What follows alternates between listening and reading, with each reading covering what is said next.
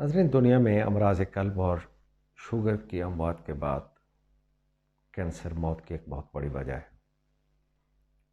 Cancer दरअसल हमारे जिस्म के खलियात या सेल्स के अंदर माइटोकॉन्ड्रिया होते हैं, जिन्हें एनर्जी यूनिट्स कहा जाता है, एनर्जी प्रोडक्शन यूनिट्स, उनके माल फंक्शनिंग का नाम है। यानी आसान ज़बान में यूँ कहें कि कैंसर दरअसल खलियात की मुतवातर बढ़ोतरी का नाम है। नॉर्मली होता यूँ है कि खलिये बनते हैं, कुछ अरसा ज़िंदा रहते हैं, अपना काम करते, फिर मर जाते हैं। लेकिन माइटोकॉन्ड्रिया के अंदर एक ख़ास किस्म की ख़राबी के बाद ये खलिये मरते नहीं हैं, ये अबदी लाइफ पा लेते हैं, लिहाजा बढ़ते रहते हैं और इस बढ़ोतरी के अमल को कैंसर कहते हैं। अब ये कैंसर खून का भी हो सकता है, खून के अलावा दीगर अज़ा और जिस्म के दूसरे हिस्सों का भी हो सकता है। क्यों होता है, आज तक किसी को इसकी क्लियर कट दो टोक वजह पता नहीं है। ताहम जो मालूमात इंसान आज तक हासिल कर सका है, खाली उन्हीं मालूमात का नॉलेज और इदराक हमें इस चीज़ से मुमकिन बचाव की एक सूरत दे सकता है। आइए जायज़ा लेते हैं कि कौन कौन सी डेफिनेट रीज़न है जो आज तक मालूम हो पाई हैं। टॉप ऑफ द लिस्ट है इंसुलिन रेजिस्टेंस। ऐसे लोग जो मोटापे का शिकार हैं, सेंट्रल ओबेसिटी है, फैटी लीवर है और हर वक्त कुछ न कुछ खाते रहने की आदत है।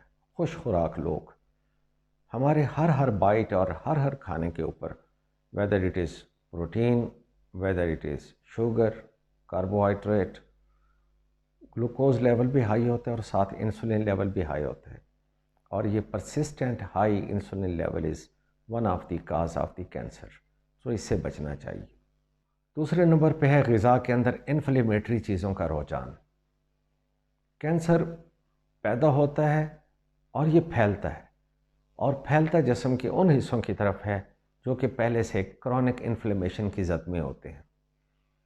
अब क्रॉनिक इन्फ्लेमेशन जिस्म के जिस हिस्से में हो, चाहे वो बोन्स में हो, गलत खुराक की वजह से आंतों में हो, ब्रेन में हो, हड्डियों में हो, प्रोस्टेट में हो, ओवरी में हो, कैंसर वहीं फैलेगा, अपना टारगेट उस जगह को बनाएगा।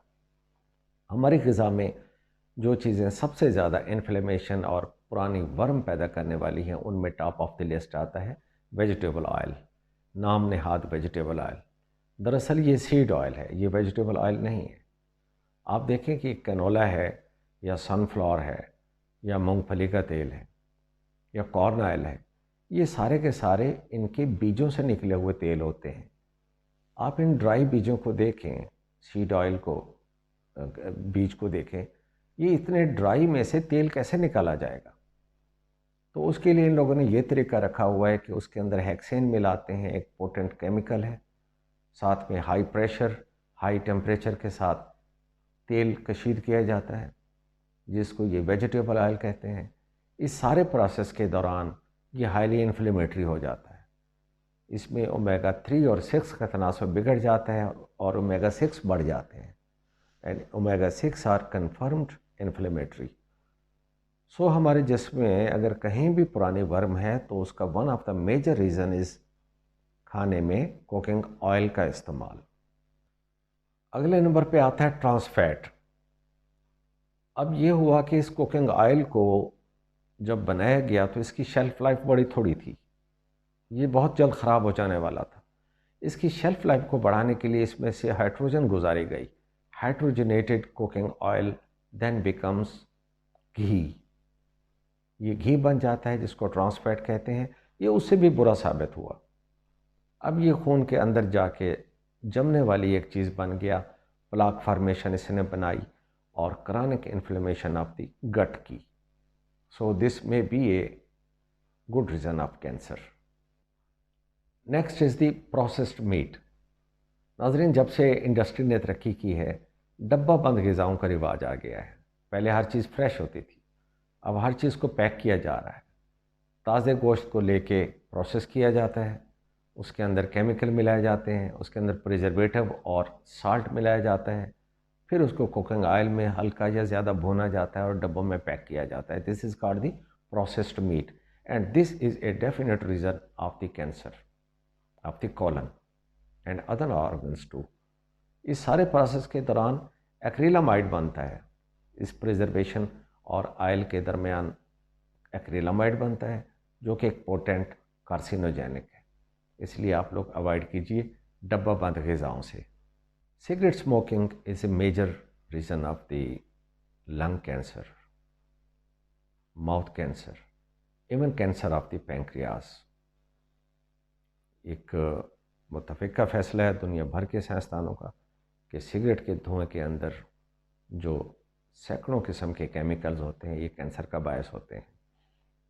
अब एक नई रिसर्च आई है वेप की। कैंसर के असरात को, कैंसर के खलियात को बनने से रोकने के लिए सिगरेट की आदत को छोड़ना ज़रूरी था। उसके लिए एक दरमियानी रास्ता वेप का निकाला गया है, लेकिन ये भी कोई कम मुज़र नहीं है। वेप के अंदर भी प्रोपाइलिन ग्लिसरॉल डाला गया। कहा गया कि ये फूड आइटम है।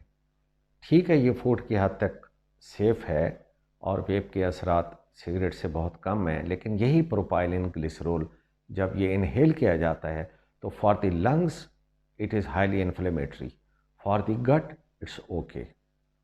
सो अगर आप लोग सिगरेट छोड़ने का फ़ैसला कर चुके हैं तो ये एक इंटरमीडिएट स्टेप लेने की कोई ज़रूरत नहीं है। Straight away just get out of this bad habit. So viewers, हमने जायज़ा ले लिया उन कुछ मुमकिन वजूहात का जो कि कैंसर का बायस हो सकती है। अब अगर हमने कैंसर से बचना है तो ज़ाहिर है हमें एक स्ट्रेटजी, एक पॉलिसी लेनी होगी। अब आपने करना क्या है? नंबर 1, सबसे पहला कदम आपने ये उठाना है कि अपने ग़िज़ा में से तमाम cooking oils, whether it's canola oil, corn oil, sunflower oil, ये सारे हटा दें। हाँ, इनमें एक एक्सेप्शन है, सरसों के तेल की mustard oil, that is a quite different thing. आप अपने ग़िज़ा में सरसों का तेल लेके आइए जो कि हमारे आबा व अजदाद की रूटीन थी।